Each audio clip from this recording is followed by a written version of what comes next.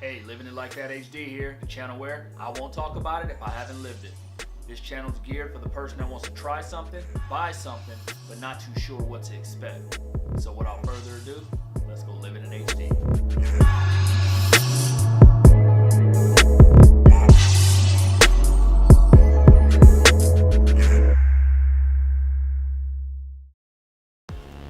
What we're taking a look at today is the early 2016 edition of the 13-inch MacBook Pro. And before you get to screaming, hey, the new ones are out, everything, yeah, I know, but you know what that means when the new ones come out? That means these go on sale. So is it really worth the buy of buying the new one versus this one? That's what I'm gonna get into right now. It's no secret how popular the MacBook Pro has become in music, video, photo, and people's everyday lifestyles. So I've had this one about, I'd say, 9 months now, and I still love it just the same as when I first got it. Do I need to upgrade? No, because the touch bar on the new one really doesn't do anything for me. Like you say, if you're really a pro, you can just use the shortcuts and the hotkeys, and you don't really need a touch bar. But it's I guess maybe a selling point for the new ones. But this one still has everything I need. It still has the HDMI, the SD slot. I do a lot of video editing on this on the fly. I take this with me everywhere I go. It's light, it's compact. It's pretty much everything you really need in a laptop. So if you're looking to upgrade, maybe from a 2010, the real thick bricky looking one, to the newest version, which is virtually, the new one's thinner than this one. I forgot how thin this one is, but the new one's thinner than this, but this is still pretty thin. And this is still one of the thinnest laptops I've owned. And the MacBook Pro has just been a good laptop all around, just as far as everything I use it for. So for you, it might differ to you, but I'm talking about far as the price point, where holidays, this was going for $900. Now I think it's back up to $1,100, but if you buy the new one, you're looking at $1,500, $1,600, depending on everything you get in it and stuff, including the touch bar.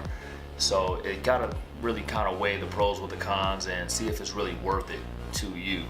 Like I said, this one still has all the ports you need, because the new one you do have to buy dongles, and it only has 4 Type-C USBs on there, and that's it. So you kind of spend extra money there, but you know that's going to be the newer technology and the new wave. So, but far as buying something that is virtually the same, Apple really does get us like that. They've done it with the iPhone 6, 7, 7 Plus. You know, they change the chips, change a couple features, and then what do you know, a couple months later you get the same update everybody else gets. So we're gonna go ahead and take a look at this MacBook and let's talk about it. Both MacBook Pros come with a Retina display with a 2560 by 1600 screen resolution along with a 227 ppi. The new MacBook Pro comes with a slightly larger touchpad, but both come with Force Touch and a backlit keyboard. On the right side, you have your USB, HDMI, and SD card slot. On the left side, we have your headphone jack, your microphone, your USB, 2 Thunderbolt ports, and a MagSafe. The most noticeable change on the new MacBook Pros is the keyboard. They switched it from the chiclet tactile style we were used to, and they have a new butterfly system. It's the same one that's on the 11-inch MacBook. I've tested out the butterfly switches on the newer ones, and personally I like the chiclet style. I love the feedback that it gives you when you're typing.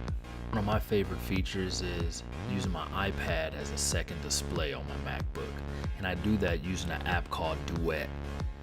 You use your USB and hook it up to your iPad, and with doing this you can pretty much have 2 displays on the go. So you want to pull up the web or anything, you can do that. You want to open up programs, I'll use it sometimes to have my Adobe Premiere open, and I'll open up a Photoshop and put it on the other screen. So if I'm doing video editing or anything, I want to do any picture editing at the same time, why not, you know? And this is just one reason why I still need a USB in my life, because the Type-C just, not everything is available for that yet. So like, I wouldn't be able to do this with my iPad without a dongle. But it all boils down to wants and needs. So if you got a lot of disposable income and your pockets aren't touching, then by all means, jump on the new one and buy all your dongles. Another feature I come to love is Siri. They integrated it to the MacBook Pro. this year, well, last year I should say. But I never really use it too much on my phone, but on the computer it actually works very well. So Apple did one thing right. So for instance, I can just click on Siri and tell her, make my screen brighter. It's a little brighter now. And she does just what you say. Not to be surprised, because that's what she was designed to do. And for instance, it's pretty fast pulling up anything on the web. Open youtube.com.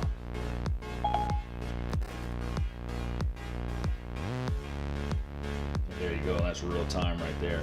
So Apple did something right with that, for sure. All in all, you're not going to go wrong with any MacBook Pro you pick. So the only difference is you're going to save a couple hundred on non-touch bar or spend a couple hundred on touch bar. So with that money that you can be saving, you can buy an iPad, Apple Watch, programming, anything. You know, you can spend it on whatever you want, and you're going to get pretty much the same performance. It's just it's a luxury, pretty much. So you want the hard top or you want the convertible. Thanks for watching. Don't forget to like and subscribe, and I'll bring more videos to you.